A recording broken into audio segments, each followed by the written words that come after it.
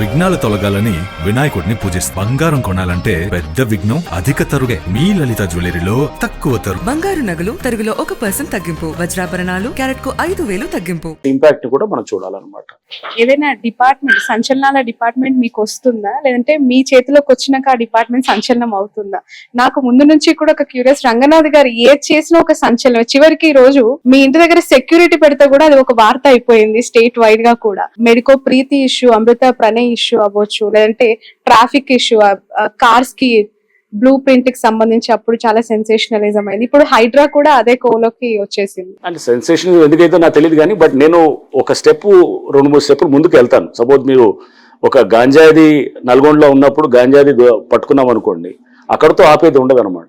దాని సోర్స్ అయినటువంటి ఏఓబి ఏరియాలోకి వెళ్ళి మేము అప్పుడు ఫైరింగ్ చేయడం జరిగింది అనమాట. చేసినప్పుడు అది సెన్సేషన్ అంటే ఏంటంటే రూట్స్కి వెళ్తాం. రూట్స్కి వెళ్ళినప్పుడు న్యాచురల్గా దానికి వల్ల అంటే ప్రాబ్లమ్ని అక్కడ చూడకూడదు సూపర్ఫిషియల్గా. దాని నెక్స్ట్ 3-4 స్టెప్స్ లోపలికి వెళ్తే కనుక అసలు సమస్య అక్కడ ఉంటుంది అనమాట. ఇప్పుడు హైడ్రా కూడా ఎందుకు disaster management, asset protection 2 components ఉంటాయి. డిజాస్టర్ మేనేజ్మెంట్, డిజాస్టర్ రెస్పాన్స్ అనేది ఓకే. మామూలుగా మీరు ఇంతకుముందు టిపికల్గా వర్షం పడితే కనుక పారలు పలువులు పట్టుకొని రోడ్డు మీద మ్యాన్హోల్స్ పక్కన చేసేది. నేను ట్రాఫిక్లో 5 ఏళ్ళు ఉన్నాను. నేను డీసీపీగా చేశాను అండ్ సిటీ ట్రాఫిక్ చీఫ్గా చేశాను. సో నాకు తెలుసు ట్రాఫిక్ సమస్యలు ఎలా ఉంటాయనేది కూడా ఈ వర్షం వచ్చినప్పుడు. బట్ సమస్య అక్కడ కాదు, సమస్య ఇక్కడ ఉంటుంది అనమాట. ఏది అసెట్ ప్రొటెక్షన్ దగ్గర, ఏది చెరువులు ఆక్రమించుకోవటం, నాళాలంతా మొత్తం ఆక్రమించుకోవటం తోటి సమస్య అక్కడి నుంచి వచ్చేది. మనకు కనపడేది కాజ్, ఇది ఎఫెక్ట్ అక్కడ అనమాట. సో అందుకోసం మనం ఎప్పుడు కూడా రూట్ కాజ్లోకి వెళ్లాల్సిందే తప్పు కానీ పైన కనబడే సూపర్ఫిషియల్ ఎఫెక్ట్ మీద మనం ఉండకూడదు. హైడ్రా అనౌన్స్ చేసిన మరుక్షణమే మీకు కంప్లైంట్స్ ఏ స్థాయిలో వస్తున్నాయి, ఎలాంటి కంప్లైంట్స్ ఎక్కువగా వస్తున్నాయి సార్? మోర్ ఓవర్ ఈ డిపార్ట్మెంట్ ఇంతకు ముందు కూడా EVDM enforcement and vigilance directorate గా కొనసాగింది. అందులో వచ్చిన ఫిర్యాదులు కూడా మీరు కన్సిడరేషన్ చేసి వాటిపైన చర్యలు తీసుకోవడం జరుగుతుందా? ఉంటుంది. కంప్లైంట్స్ అనేసి ఎట్లా ఉంటుందంటే, మనము కంప్లైంట్స్ అనేది మనం ఒకసారి వర్క్ తోటి ట్రస్ట్ బిల్డ్ చేసామనుకోండి, పబ్లిక్ కూడా నమ్మకంతో వస్తారు, వచ్చి చెప్తారు. బట్ ఎక్కువ కంప్లైంట్స్ వచ్చినప్పుడు కూడా ఫ్లడెడ్ విత్ కంప్లైంట్స్ కూడా మనం అన్ని హ్యాండిల్ చేయలేకపోతే కూడా కష్టం అవుతుంది. సో ఇప్పుడు అందుకోసం ఆర్గనైజేషన్ గ్రో అవుతుంది.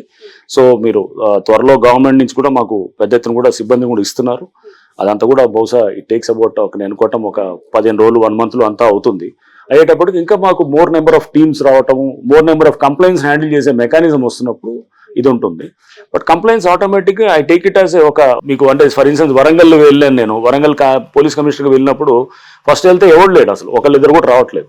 ఎప్పుడైతే మనం ఒక 5 కేసులు 10 కేసులు హ్యాండిల్ చేసే విధానం చూసినప్పుడు పబ్లిక్ ట్రస్ట్ అనేది నమ్మకం కలిగితే కనుక న్యాచురల్గా అక్కడ ఇక రోజుల తరబడి క్యూలు పెట్టి వచ్చేవాళ్ళు, అంటే వ్యవస్థలో ఎక్కడో చోట పరిష్కారం దొరకాలని కోరుకునే వాళ్ళు ఉంటారు అనమాట. వాళ్ళకి ఎక్కడో ఒక రే ఆఫ్ హోప్, అంటే ఒక చిన్న ఎక్కడో ఆశ అనేది కనపడినప్పుడు వాళ్ళు వెల్కమ్ అండ్ దాన్ని నిలబెట్టుకోవడానికి ట్రై చేస్తాం. సో నేను చేస్తానని నేను అనట్లేదు కానీ ఓ ప్రయత్నం అయితే, గట్టి ప్రయత్నం అయితే చేస్తాం. ఆ చేసే క్రమంలో ఇప్పుడు ఎక్కడున్నా కానీ కూడా ఇప్పుడు కంప్లైంట్స్ వస్తున్నాయంటే కనుక ఐ టేక్ ఇట్ ఒక మంచి పరిణామంగానే తీసుకుంటాను. ఐ డోంట్ సే దట్ దాన్ని నెగిటివ్గా తీసుకోను. జనాలకు ఓకే ట్రస్ట్ మనం బిల్డ్ చేస్తున్నాం ఏమో అని అనుకుంటాం, ఇంకా జాగ్రత్తగా బిల్డ్ చేయాల్సిన అవసరం ఉంటుంది. ఎందుకంటే ఆ బాధ్యత ఇంకా మనం జాగ్రత్తగా తీసుకెళ్ళాలి. ఎందుకంటే ఇంతమంది నీతో నమ్మకంతో వచ్చినప్పుడు నువ్వు దాన్ని ఇంకా ముందు తీసుకెళ్లాలంటే ఇంకా నమ్మకంగా పనిచేయాల్సి వస్తుంది. హైడ్రా అనేది ఒక్కసారి ఏర్పాటు చేసిన తర్వాత ఇది ఒక పొలిటికల్ హైడ్రామాగా మారిపోయిన పరిస్థితి. కౌంటర్స్ రీకౌంటర్స్ అనేక పార్టీస్ నుంచి కూడా కొనసాగుతూ ఉన్నాయి. ఒక పార్టీ వాళ్ళు అంటున్నారు మిమ్మల్ని సంకిలం చెరువు పైన నిర్మించిన ఎడ్యుకేషనల్ ఇన్స్టిట్యూట్స్ ఎంఐఎం కి సంబంధించి కూల్ చేసే దమ్ముందా అని మిమ్మల్ని ప్రశ్నిస్తున్నారు. మరొకరు అంటారు నాది తప్పు ఉంటే నేను అక్రమంగా కడితే వచ్చి కూల్ చేయండి అని ఇంకోరు చెప్తున్నారు. అసలు మీకు ఏం ప్రెషర్ అనిపించట్లేదా సార్? ఈ పొలిటికల్ అఫిలియేషన్ ఏ విధంగా డ్రైవ్ చేస్తుందండి? దానికి పొలిటికల్ ఎవరికి వాళ్ళు మీకు దమ్ముందా, మీకు ఇది ఉందా అది ఉందా అనే దానికి నేను రియాక్ట్ కాదలుచుకోలేదు. అవన్నీ కూడా ఎవరికి వాళ్ళు వాళ్ళ పొలిటికల్ వాళ్ళ కంపల్షన్సో లేకపోతే వాళ్ళ ఇంట్రెస్ట్ని డ్రైవ్ చేసుకోవడానికి చేసేటటువంటి వాటికి I don't need to react ఎవరికి కూడా. సో మాకు అక్కడ చేసేటప్పుడు ఒక పద్ధతి క్రమం బట్టి పోతాము. సో డెఫినెట్గా ఎఫ్టీఎల్లో ఒక ఎడ్యుకేషన్ ఇన్స్టిట్యూషనో లేకపోతే ఇది వచ్చినప్పుడు దాన్ని 100% దాని మీద యాక్ట్ చేయాల్సి వస్తుంది. బట్ చేసే క్రమంలో చాలామంది పిల్లలు ఉంటారు, చాలామంది వాళ్ళ అకాడమిక్ లైఫ్ ఉంటుంది, కాలేజెస్ ఉంటారు, స్టూడెంట్స్ ఉంటారు, స్కూల్స్ ఉంటాయి. సో వాళ్ళని ఒక బిల్డింగ్ మనం ఏది డెమాలిష్ చేసి మనం ఏదో విజయ గర్వంతో ఇది ఏదో ఎఫ్టీఎల్లో మొత్తం తీసామని అంటే కనుక పొరపాటు. ఆ ఎఫ్టీఎల్లో చెరువును పరిరక్షణ అందింపడటం పిల్లల అకాడమిక్ లైఫ్ ని కూడా మనం జాగ్రత్తగా చూసుకోవాల్సిన అవసరం ఉంటుంది. అలానే వదిలేసేది కాదు, మనం ఒక టైం ఫ్రేమ్ ఇవ్వాలి, ఇచ్చేసి వాళ్ళకు ఒక 6 months అకాడమిక్ ఇయర్ అయిపోగానే డెఫినెట్ గా అప్పుడు they will be liable for ఇది వెకేట్ చేసేటట్టు కూడా ఉండాలి. సో హైడ్రా కూడా హ్యూమానిటేరియన్ గ్రౌండ్స్ ఉన్నాయి, ఆ కోవలోకి వర్తిస్తుంది, చూస్తుంది అంటారు. హైడ్రా అనేది ఫైనల్ గా మనుషులతోటి నిండి ఉంటుందండి. హైడ్రా అనేది ఒక మాన్స్టర్ ఏం కాదు, సో మనుషులతోటే ఉంటుంది. అంటే దానికి ఒక అగ్రెసివ్నెస్ చూసిన తర్వాత ఎక్కడ పేదవాళ్ళని ఎందుకు టార్గెట్ చేయమంటున్నాము? చిన్న చిన్న ఎప్పటి నుంచి వచ్చిన వాళ్ళు ఎందుకు టార్గెట్ చేయమంటున్నాము?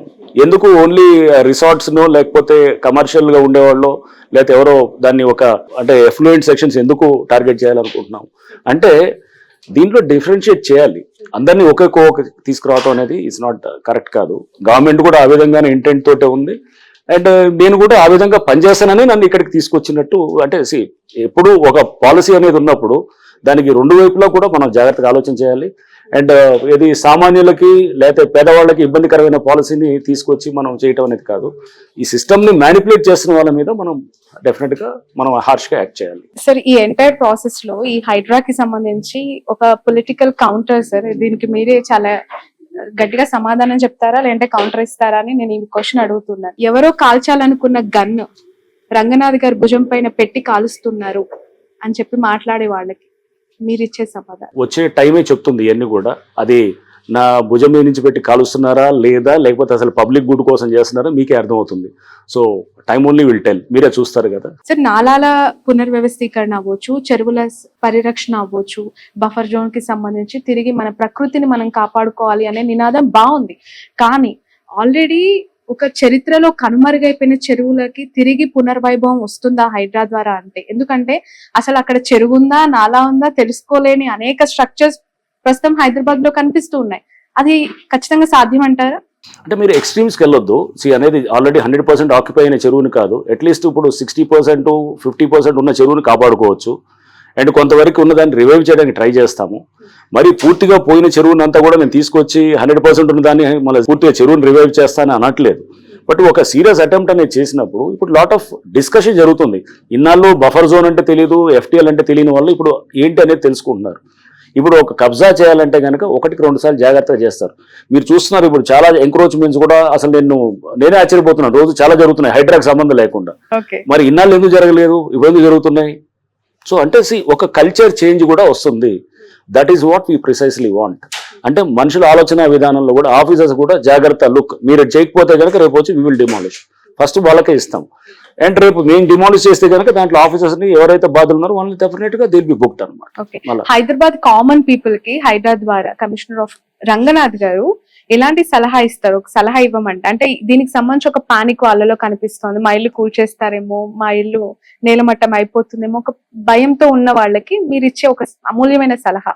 సామాన్యులు ఎవరు పేదవాళ్ళు ఇప్పుడు ఇల్లు కట్టుకొని వాళ్ళు ఉన్న వాళ్ళని ఎవరిని జోలికి వెళ్ళము. మిడిల్ క్లాస్ వాళ్ళు ఎవరు కూడా వాళ్ళు ఇల్లులు కట్టుకొని వాళ్ళు ఉన్న వాళ్ళని ఎవరి జోలికి వెళ్ళము. ఎక్కడైతే కనుక FTL చుట్టూ ఉన్నటువంటి దాంట్లో లగ్జరీ హోమ్స్ అంటే లైక్ సపోజ్ సంబడి ఏదో రిసార్ట్స్ ఏదో ఉన్నది అట్లాంటి వాళ్ళ దగ్గరికి అది చేస్తాము. అండ్ అది కూడా ఏంటి వాటర్ బాడీస్ వరకే, మెయిన్ ఇప్పుడు డ్రింకింగ్ వాటర్ బాడీస్ మనకి లైక్ హుస్సేన్ సాగర్, మన హిమాయత్ సాగర్ అండ్ గండిపేట ఉంది, దాన్ని దగ్గర చేస్తాము.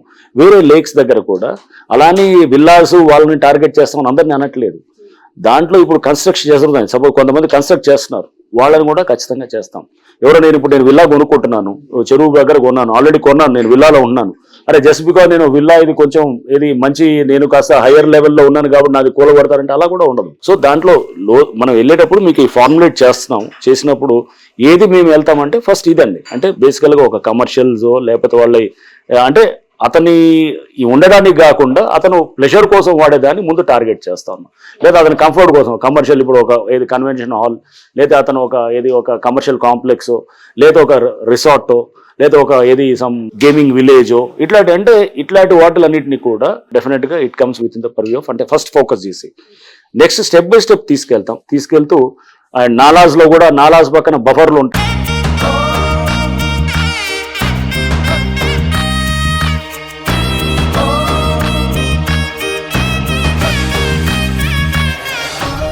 విఘ్నాలు తొలగాలని వినాయకుడిని పూజిస్తాం. బంగారం కొనాలంటే పెద్ద విఘ్నం అధిక తరుగే. మీ లలిత జ్యువెలరీలో అది లేదు, మార్కెట్లోనే తక్కువ తరుగు. వినాయకుడి కటాక్షంతో అందరింట్లో బంగారం, వజ్రం, వెండి నిండాలి. బంగారు నగలు తరుగులో 1% తగ్గింపు. వజ్రాభరణాలు క్యారెట్ కు 5,000 తగ్గింపు.